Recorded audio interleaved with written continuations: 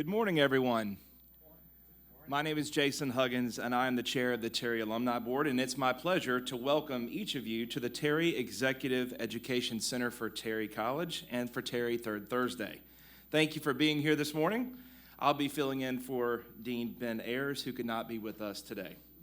So welcome to Terry Third Thursday and the Teak. This is our monthly breakfast event that we enjoy so much. This is our home of our base operation here in Atlanta, and it's a great place for alumni, students, and networking to occur. It really does take quite a bit to organize the Terry Third Thursday event. We have 9 members of our alumni board who work very diligently to schedule our speakers, and we have some terrific sponsors as well. I would like to point out our primary corporate sponsor, and that is Synovus. So if you would, please join me in a round of applause for Synovus. And we are fortunate to partner yet again with our media sponsor, the Public Broadcasting of Atlanta, WABE. So thank you, WABE.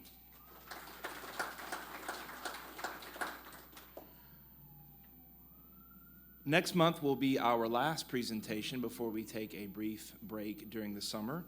And on June 20th, we will welcome Katie Kirkpatrick. She is the CEO of the Metro Atlanta Chamber. We'll take a break in July, and then we'll resume in August. And on August 15th, we'll be pleased to bring to the stage Jim Chasteen, who's co-founder and CEO of ASW Distilleries. And speaking from experience, they have quite a great product. Without further ado, it is my pleasure to introduce today's speaker, Alex Zigliara, CEO of MrBeast Feastables. Alex has spent his career helping hungry people find the snacks they crave. In 2023, he joined Feastables, a chocolate and snack brand created by popular entrepreneur and influencer Jimmy Donaldson, also known as MrBeast. That year, Feastables became the fastest growing consumer packaged goods brand in the United States. Previously, Alex served as CEO of energy bar firm Cliff Bar & Company, where he was responsible for general management and leadership across all aspects of business, including sales, finance, marketing, supply chain, and human resources. That's a lot, Alex. Before joining Cliff Bar, yeah, I understand. Before joining Cliff Bar, Alex spent more than 2 decades with the Coca-Cola Company, holding roles of increasing scope and responsibility across North America, Europe, and globally. Alex grew up in France and earned a degree in economics from the Lycée de Vernon. That's the best I could do. It's my best Southern version, okay? Yeah. A little Southern twist. It's Southern twist, right. And an MBA from Tours Business School. He also attended executive leadership programs at Columbia University and the Wharton School of Business at the University of Pennsylvania. Alex is fluent in English, French, Italian, I could have used you 2 weeks ago, and Spanish, and has a passion for traveling and discovering new cultures, and his journeys have taken him across 5 continents and more than 40 countries. With that, please join me in welcoming Alex to the microphone. Alex.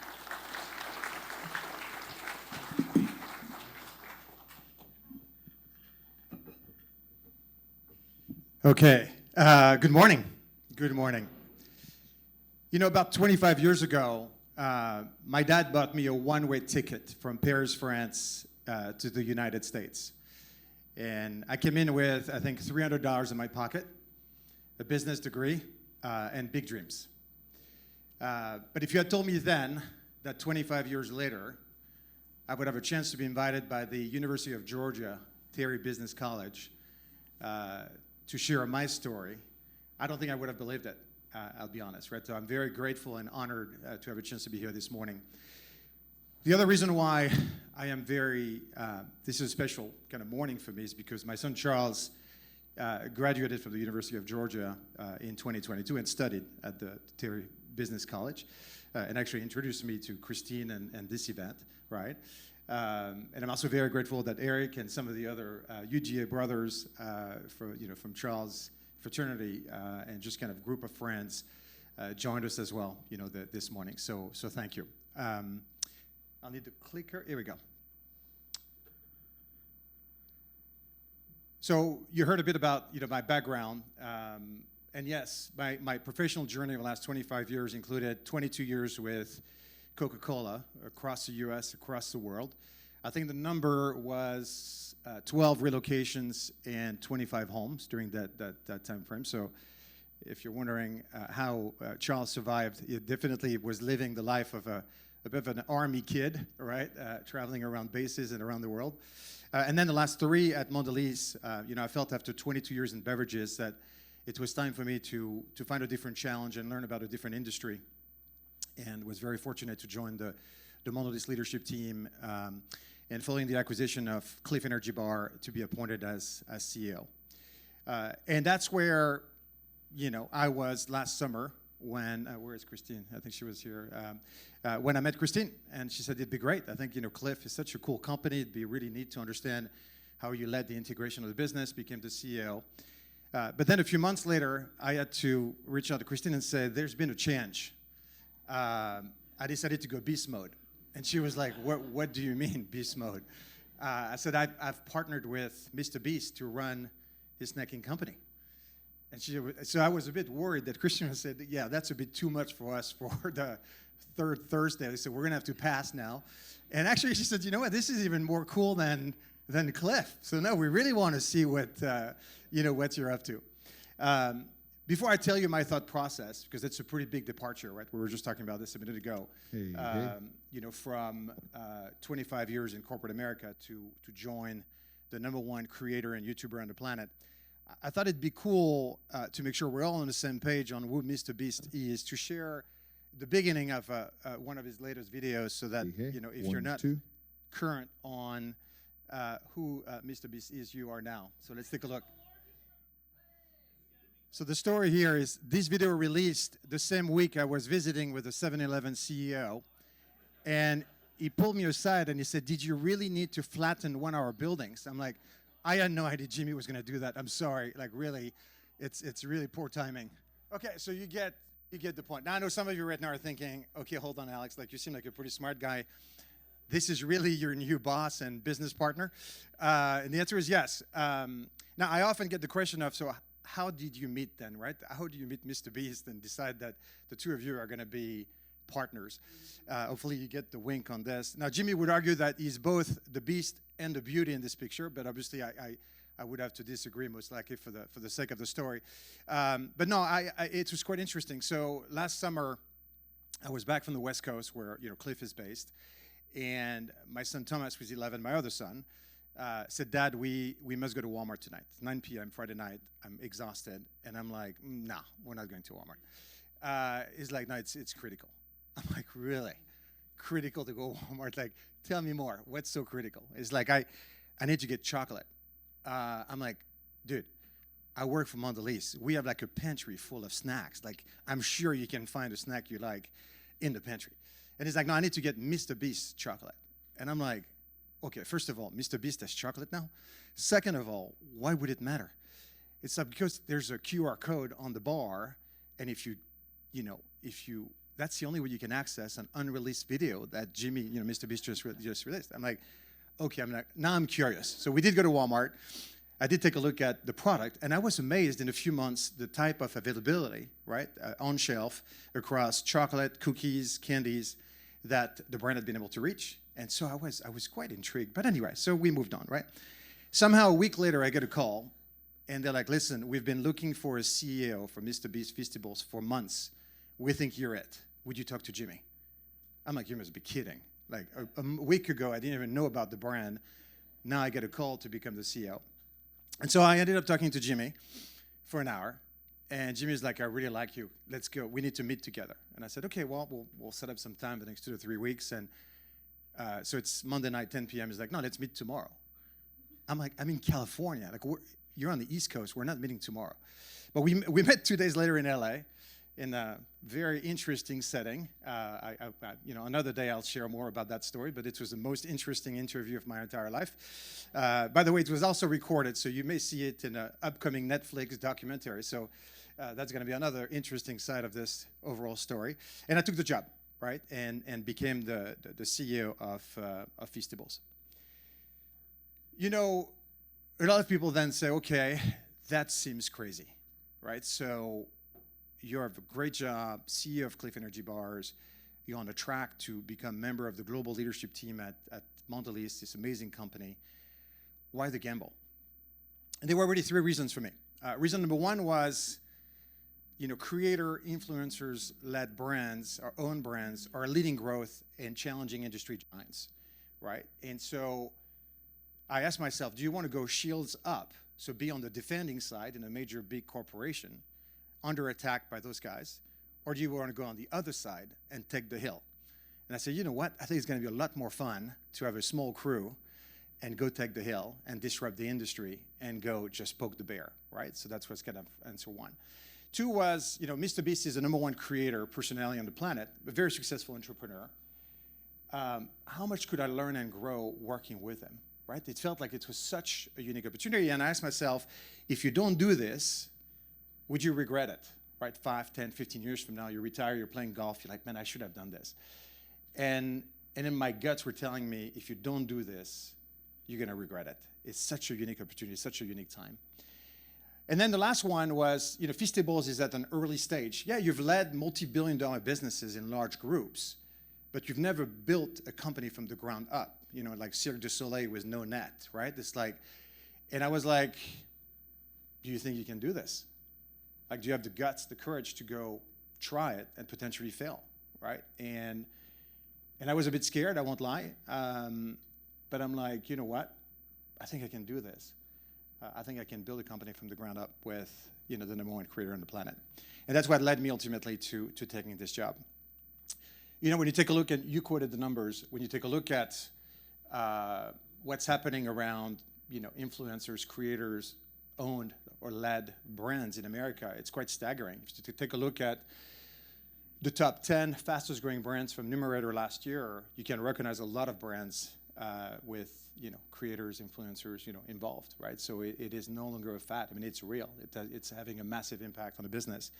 You look at even, this is from one of the many articles you can read about this, from Click Analytic, and you see the impact, the influence, no pun intended, that the influencers have, right? Where 60% of young adults are making purchases based on influencer recommendations.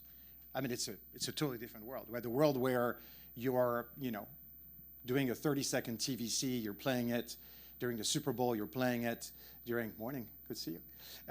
You're playing it, even obviously online over the last few years, in a very passive fashion, right? It's no longer relevant and working. And same thing, you look at the top 10 influencers brands, and you recognize some of the same brands.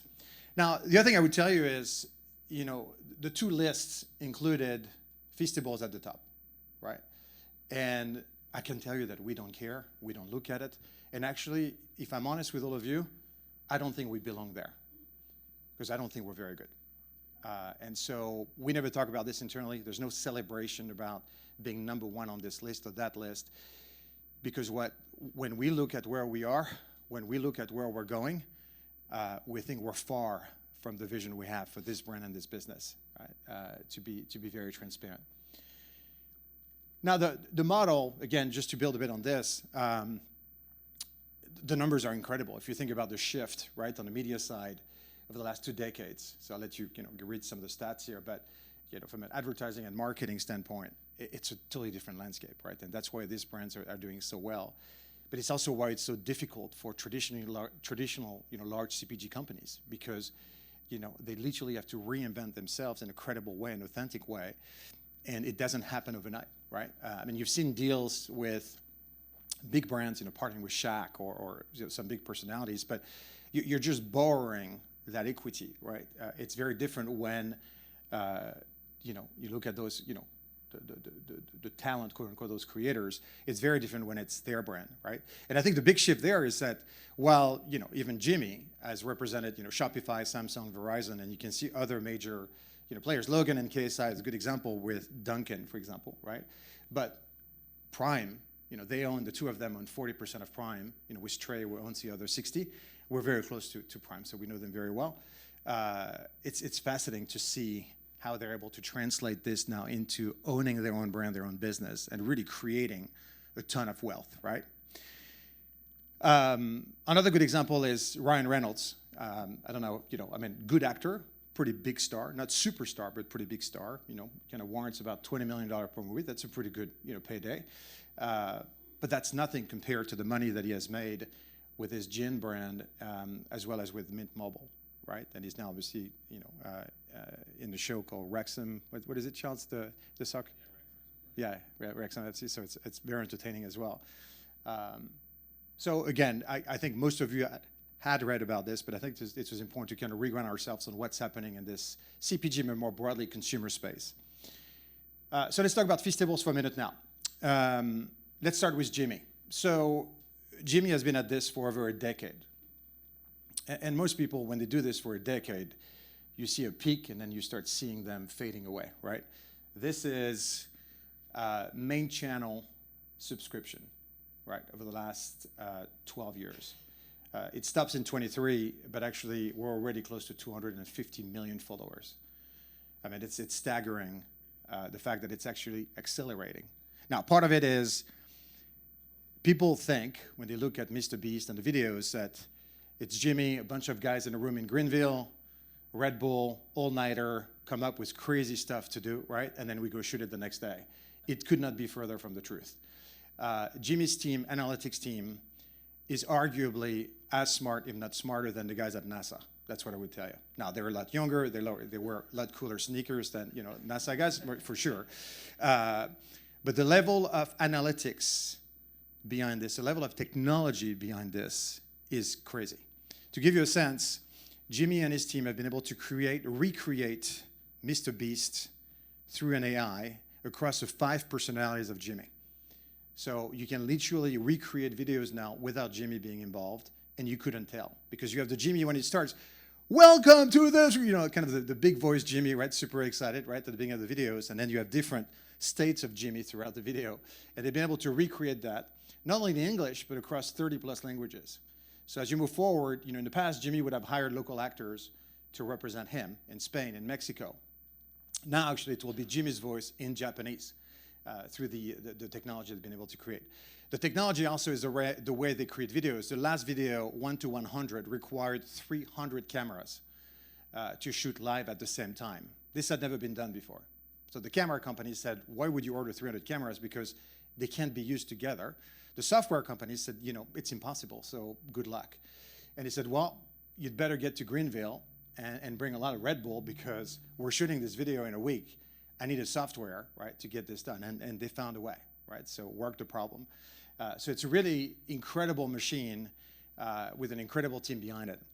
You take a look at the followers. Again, the numbers have climbed quite significantly, but the point about the growth, look at the growth across all the different Beast platforms.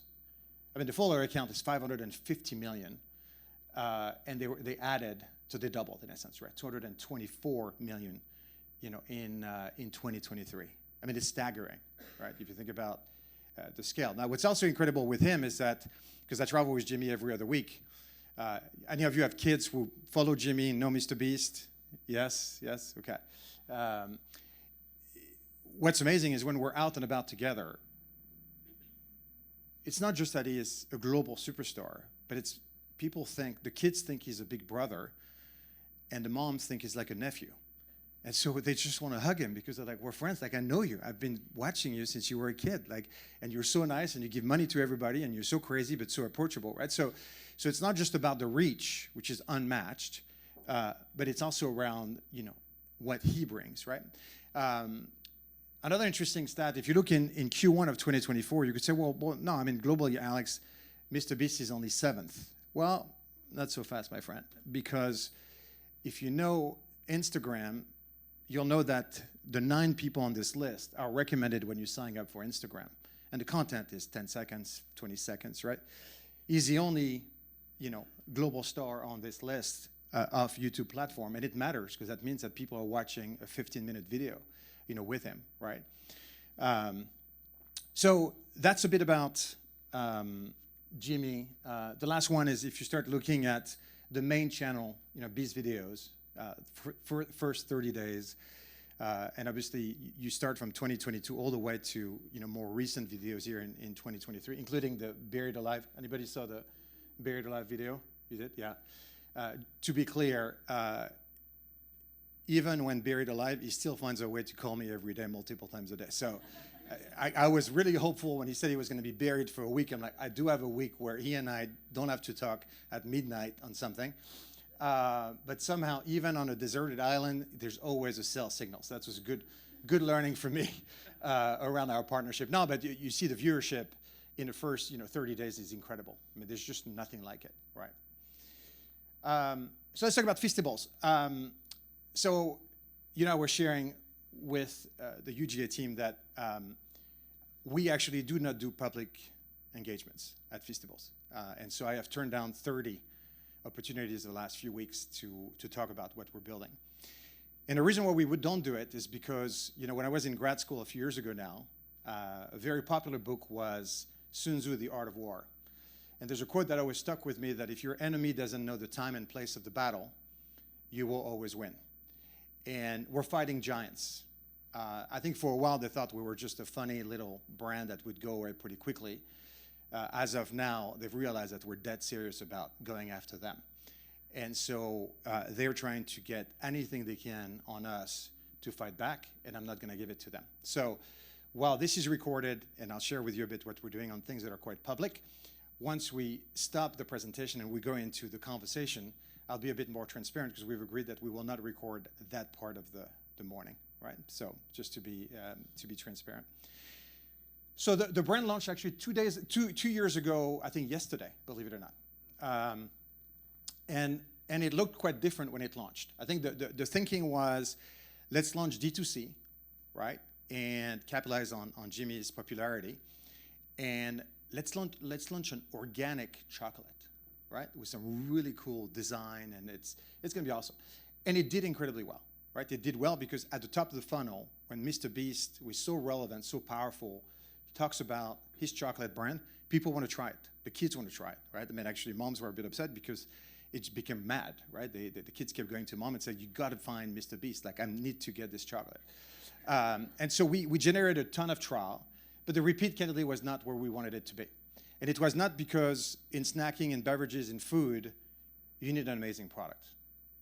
And it's not just beautiful presentation, right, through the Vis ID, but it's the right mold and it's the right taste. And if I'm honest now, as you look at this Vis ID, which was very striking then, right, as you look at the different designs, it was also very confusing. And candidly, I was joking earlier that it felt to me like it was designed by the KGB in the 1970s, right? So I just was like, this is weird. And confusing, right? So if you take our original flavor, for example, people assumed it was a milk chocolate product, right? 60% of chocolate consumed in America is milk chocolate. It was actually a dark chocolate. So, when you confuse consumers, they buy the product and they're disappointed, they normally don't come back, right? The other thing is the mold itself was very thin, right? And so if you bought the brand last year, you would have bought a broken bar. Half our bars were broken on the shelf, right, in the caddy. A bit suboptimal. So we decided last year that as a company, one of the pillars of our brand would be product centricity and an amazing product made with amazing ingredients, and ingredients that are sourced the right way, ethically sourced, right? And so we embarked on what should have taken 2 years, and in beast mode, we did in 6 months, right? So this is our brand new proposition. I was joking earlier that actually this particular pack just launched at Walmart 3 weeks ago. It's selling so fast that we no longer have this pack available. And so my team was like, Alex, we can't send you boxes. I'm like, guys, I can't show up at this event. I have one little bar on the table when I'm the CEO of the company. Like, throw me a bone. Like, can I get 3 boxes of this thing? I mean, so anyway, so it is available at Walmart. I encourage you to try it.